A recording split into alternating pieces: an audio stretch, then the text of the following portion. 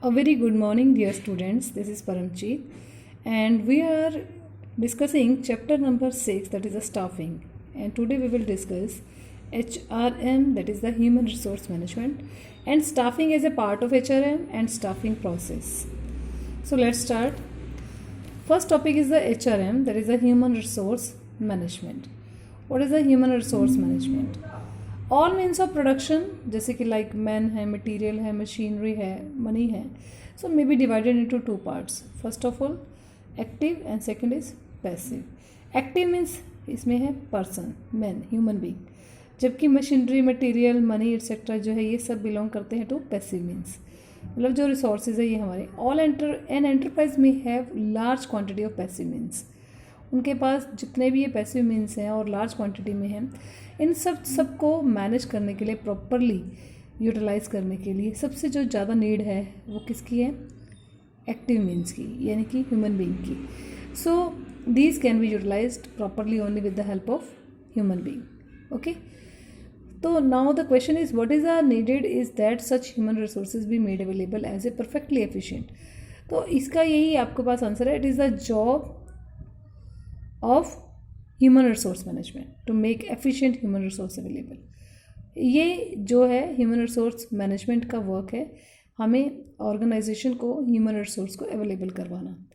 ठीक है, तो यहाँ पर क्या है, HR डिपार्टमेंट जो है वो इस्टेब्लिश किए जाते हैं लार्ज ऑर्गेनाइजेशंस में, जिनका वर्क जो रहता है वो यही रहता है, और वो किस सुपरविज़न होता है उनका ह्यूमन रिसोर्स मैनेजर के अंडर, और उनका वर्क जो है वो यही रहता है कि वो रिसोर्सेज अवेलेबल कराते हैं, ह्यूमन रिसोर्सेज अवेलेबल करवाते हैं. ओके, तो now the meaning of HRM is it refers to that part of management process which develops and manages the human element of the enterprises.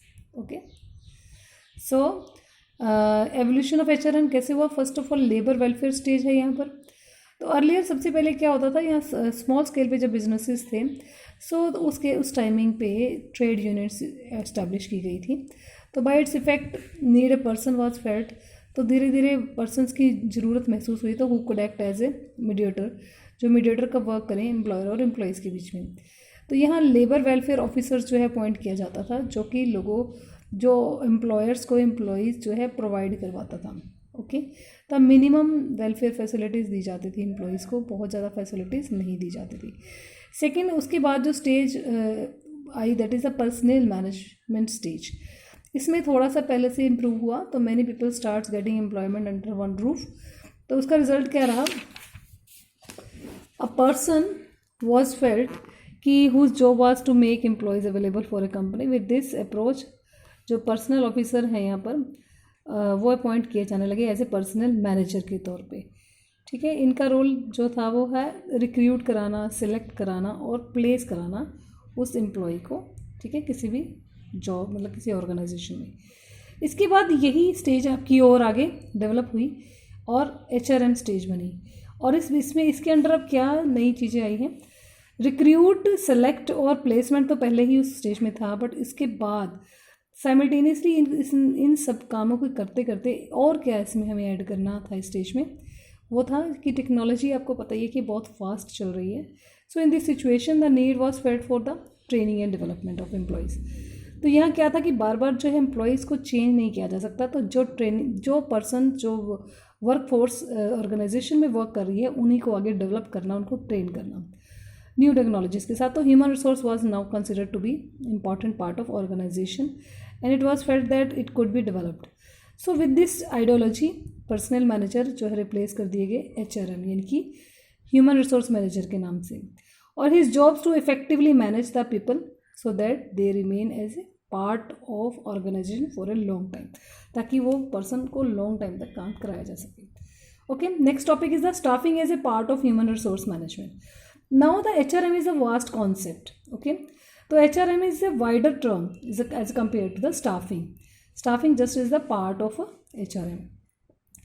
So it includes staffing, record keeping, personnel policies, formulation, conducting personnel research, providing expert services, etc. So staffing is a part of the HRM, so not all of it. तो various specialised काफ़ी सारी इसमें जो duties जो हैं वो perform की जाती हैं. तो first one is a recruitment. तो you know very well recruitment क्या है। Primary function of the human resource manager, यानी कि फाइंड आउट करना सबसे पहले कि यहाँ पर कितने नंबर ऑफ पर्सनस की रिक्वायरमेंट है।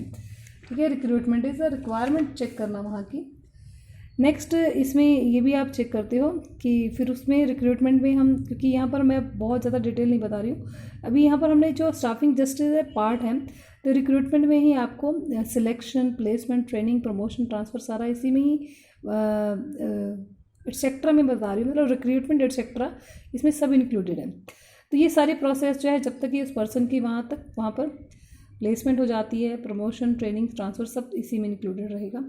सेकेंड, इसमें जो हमारा वर्क करता है, ये परफॉर्म करता है, that is a providing expert services, जैसे कि जॉब इवैल्यूएशन, परफॉर्मेंस अप्रेजल, ये सब चेक करना कि कौन सा पर्सन कितना वर्क कर रहा है, उसकी क्या कैपेबिलिटी है, ये सब चेक करना। तो यहाँ पर एक्सपर्ट सर्विसेज भी प्रोवाइड करवाता है HRM। Developing compensation and incentive plans, it means यहाँ पर जो इस तरह की प्लान्स और कंपनसेशन प्रोवाइड करवाए जाते हैं जिसमें दोनों का इंटरेस्ट हो, यानी कि organisation as well as employees दोनों को ध्यान में रखते हुए ऐसी पॉलिसीज़ बनाई जाती हैं। ठीक है, और टाइम टू टाइम इनको इम्प्रूव भी किया जाता है अकॉर्डिंगली। ठीक है, on the basis he brings to the notice to top level management new techniques, इसमें different fields of human resource management इसमें इंक्लूड की जाती हैं, और न्यू कंपनसेशन और इंसेंटिव प्लान्स भी लाए जाते हैं। नेक्स्ट है हैंडलिंग ग्रेवेंसेस एंड कंप्लेंट्स, यानी कि कोई भी शिकायतें हैं या कुछ भी इस तरह की कंप्लेंट्स हैं, उसके लिए यहाँ पर इनको हैंडल किया जाता है। उनकी जो भी प्रॉब्लम्स है वो सॉल्व की जाती है, चाहे वो एम्प्लॉयर की तरफ से हैं, चाहे वो एम्प्लॉयज़ की तरफ से हैं। ठीक है, दोनों को यहाँ पर कोऑर्डिनेट किया जाता है, उनके रिलेशंस को अच्छा इंप्रूव करने की कोशिश की जाती है। नेक्स्ट है providing for social security and welfare of the employees, यहाँ पर ऐसी पॉलिसीज़ बनाई जाती है दोनों का, जहाँ पर सोसाइटी का सोशल सिक्योरिटी रहे और वेलफेयर भी रहे एम्प्लॉयज़ का, जैसे कि रिक्रूटमेंट पॉलिसी है, सिलेक्शन पॉलिसी है, प्रमोशन पॉलिसी है, रिटायरमेंट पॉलिसी है, ये सारी पॉलिसीज़ है और दोनों के इंटरेस्ट को ध्यान में रखते हुए ये पॉलिसीज़ बनाई जाती हैं। नेक्स्ट है defending the company in law suits, जैसे जो लॉ हैं, जैसे हम वर्कमैन कंपनसेशन एक्ट बनाते हैं, ऐसे एम्प्लॉय स्टेट इंश्योरेंस एक्ट बनाते हैं, तो इन लॉज को भी यहाँ पर फॉलो किया जाता है। In this function the human resource manager to enforce the provision of such acts in his organisation. ऐसे ही कीपिंग पर्सनल रिकॉर्ड, इनकी जो जॉब से रिलेटेड जो भी रिकॉर्ड्स हैं ह्यूमन रिसोर्स मैनेजर मेंटेन करके रखता है वो सारे, जिसमें कि उनकी recruitment, selection, training, promotion, transfer, remuneration, ये सब चीज़ों से रिलेटेड वो रिकॉर्ड बनाए जाते हैं। Next developing the organisational structure, इसके बाद ह्यूमन रिसोर्स मैनेजर रिव्यू करता है, ये सब कुछ रिव्यू का मतलब करने का है कि सब देखना ऑर्गेनाइजेशन, और उसमें कुछ सजेशंस हैं तो वो भी इसमें ऐड की जाती हैं जिससे कि ये और इफेक्टिव हो सके। Right, next topic is the staffing process. Staffing process में first point is the estimating the man power requirement. यहाँ पर मैन पावर रिक्वायरमेंट यहाँ पर चेक की जाती है। फर्स्ट ऑफ ऑल ये पहला स्टेप है इसमें, जिसमें हमें ये देखा जाता है कि किस डिपार्टमेंट में या किस ऑर्गेनाइजेशन में या कितना कितने पोर्शन या कितने पर्सन जो हैं वो हर साल या हर मंथ या हर डे या किस हिसाब से जो भी वो चेक करना चाहते हैं कि कितनी मैन पावर की रिक्वायरमेंट है। ठीक है, उसके अकॉर्डिंगली ही फिर उसमें वो उसमें प्रोवाइड करवाए जाएंगे। ठीक है, तो एस्टिमेट लगाना है यहाँ पर। वर्कलोड एनालिसिस और वर्क फोर्स एनालिसिस दोनों को यहाँ पर चेक करना है। एक एग्जांपल के तौर पे हम इसको क्लियर करते हैं। First of all the workload analysis of, जैसे सपोज कर लेते हैं स्कूल का एग्जांपल ले लेते हैं, जैसे कॉमर्स डिपार्टमेंट है of school, indicates that the department requires 4 teachers. मान लो कि हमारे कॉमर्स डिपार्टमेंट में 4 टीचर्स की रिक्वायरमेंट है to teach the business study and accountancy, and work force analysis show कर रहा है यहाँ पर कि ओनली 3 टीचर्स अवेलेबल हैं। तो ये analysis will help the principal to plan and appoint one more teacher so that there is no any confusion or disruption in the teaching process। यहाँ पर अब कोई कन्फ्यूजन नहीं है या कोई डिस्ट्रप्शन नहीं है, बिल्कुल क्लियर है कि जहाँ 4 की रिक्वायरमेंट है और 3 अवेलेबल हैं और अभी 1 की रिक्वायरमेंट है तो 1 अपॉइंट और होगा। सेकेंड इसमें जो केस है, सेकेंड स्टेप जो है दैट इज़ अ रिक्रूटमेंट। अब रिक्रूटमेंट है, यहाँ पर the process of recruitment includes the search of the various sources. अब आप किस सोर्स के थ्रू आप उसको सर्च करना चाहते हैं और इनकरेज करना चाहते हैं। ठीक है, एप्लीकेशन आप मंगवाना चाहते हैं। अब इसी एग्जांपल को मैं आगे फॉलो करूँगी, स्कूल के एग्जांपल को ही। जैसे principal may choose the advertise the position of accountancy teacher in the leading newspaper या फिर स्कूल वेबसाइट, या फिर may spread the word around so that other teachers may recommend some good teachers they may know how. मतलब यहाँ पर principal जो है आगे एडवर्टाइज़ कराएंगे वो किसी भी तरीके से हो सकता है, या कोई रिकमेंड कर दे जो कुछ जानकर हो पहले से कोई अगर आपके पास, तो किसी भी टीचर के पास। तो ये है रिक्रूटमेंट का process. Next third step is the selection. Selection में क्या होगा? Selection is the process of choosing from among the pool of the prospective job candidates developed at the stage of the recruitment. ये इसमें आपके पास हम best one person को जो है वो चूज़ करते हैं, ठीक है। और इसका यही अगर फर्दर इसी एग्जाम्पल को हम आगे फर्दर इसके प्रोसेस करें तो वंस द पोजीशन अगर एक बार of the accountancy teacher is advertised तो school administration staff will receive numerous application, बहुत सारे एप्लीकेशन रिसीव करेगा फ्रॉम फ्रेशर और या फिर एक्सपीरियंस टीचर, ठीक है। The head of the commerce department may select the best resumes और call the selected candidates for interview, और शॉर्ट लिस्टेड कर लेगा टीचर्स की may be ask to demonstration, यानी कि जो डेमो देते हैं, आपने भी कई बार लिया होगा कई बार न्यू टीचर से, तो demonstrate the teaching skills so that the best available teacher is selected, ताकि उसमें से हम कोई एक बेस्ट को चूज़ कर सकें, ठीक है। तो नेक्स्ट टॉपिक, नेक्स्ट इसका जो स्टेप है that is the placement and orientation. Placement refers करता है एम्प्लॉइज ऑक्यूपाइंग द पोजीशन और post for which the person has been selected, यानी कि इसमें अगर आप देखें तो अगर एक इसी एग्जांपल में देखें तो once the selection process is over तो teacher is selected, teacher select हो जाएगा तो प्रिंसिपल में इंट्रोड्यूस उसको करवाएंगी अपने स्टाफ में, हेड ऑफ द डिपार्टमेंट को इंट्रोड्यूस कराएगा उसको स्टूडेंट्स के साथ, तो और उसको क्या करेंगे, give him all the important documents उसको दिए जाएंगे, इन्फॉर्मेशन और इंस्ट्रक्शंस दी जाएंगी, जॉब से रिलेटेड उसको जो भी है वो साइन किया जाएगा, जो भी सामान उसको देना है। That is a placement and orientation. उसको जो पोस्ट है उसके ऊपर उसको सब कुछ उसको प्रोवाइड करवाया जाएगा।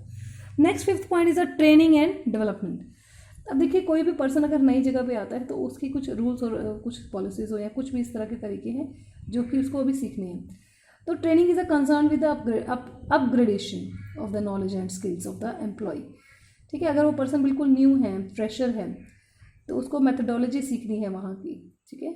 सो उस केस में एग्जाम्पल इसी को आगे फर्दर करते हैं। तो if the new teacher selected is inexperienced he may we ask to sit in a few classes of her seniors, उनको सीनियर्स की क्लासेस में भी कुछ दिनों के लिए बिठाया जा सकता है, ठीक है। किस लिए? To understand methodology and acquire the required skill before he she actually start teaching on मतलब वो अपने बिहाफ पे भी his own. So the school regularly hold workshop to help teacher to adopt new teaching strategies, okay. तो यहाँ पर मैंने कोशिश की कि आपको स्कूल के एग्जाम्पल के थ्रू इसको एक्सप्लेन करूँ। नेक्स्ट पॉइंट है that is the performance appraisal. At this step ये कैपेबिलिटी देखता है एवरी एम्प्लॉयज़ की जज किया जाता है और हिज एक्चुअल वर्क की उसकी जो परफॉर्मेंस है और जो उसको काम असाइन किया गया है उन दोनों में कंपेयर किया जाता है। तो ये that is a performance appraisal, ठीक है। इसके बिहाव पे आगे उसको फिर चेक करते रहना और उसी के बिहाव पे उसकी आगे प्रमोशन जो है वो सिलेक्ट होगी, जो भी हम उसको डिसाइड करेंगे। Next point is a promotion and career planning. Under this step the process of staffing employees get promoted to higher post on the basis of their capability. जो जितना कैपेबल होगा उसके अकॉर्डिंगली उसकी प्रमोशन और demotion का decide किया जाएगा। Compensation है यहाँ पर दो तरह की कॉम्पनसेशन है, डायरेक्ट और इनडायरेक्ट। डायरेक्टली फाइनेंशियल पेमेंट जैसे कि टाइम बेस पे अगर उनकी सैलरी है, चाहे मंथली है, वीकली है या एनुअली है, यहाँ पर सभी ऑर्गेनाइजेशन से रिलेटेड बात की जा रही है, तो वो सारा डायरेक्टली फाइनेंशियल पेमेंट की जाएगी उनको। सेकेंड थिंग, परफॉर्मेंस बेस्ड पे अगर वो यूनिट वाइज वर्क करते हैं तो उसके बेस पे उनको पेमेंट की जा सकती है। सेकेंड मैंने आपको बताया इसमें इनडायरेक्ट पेमेंट जैसे कि आप उनको इंश्योरेंस कराते हैं, मेडिकल वेकेशंस देते हैं या फिर इस टाइप में कुछ भी आप उनको फ्री प्रोवाइड करवा रहे हैं, that is called indirect payment. So topic is completed and prepare your notes. Thank you so much. Have a nice day, students. Keep smiling.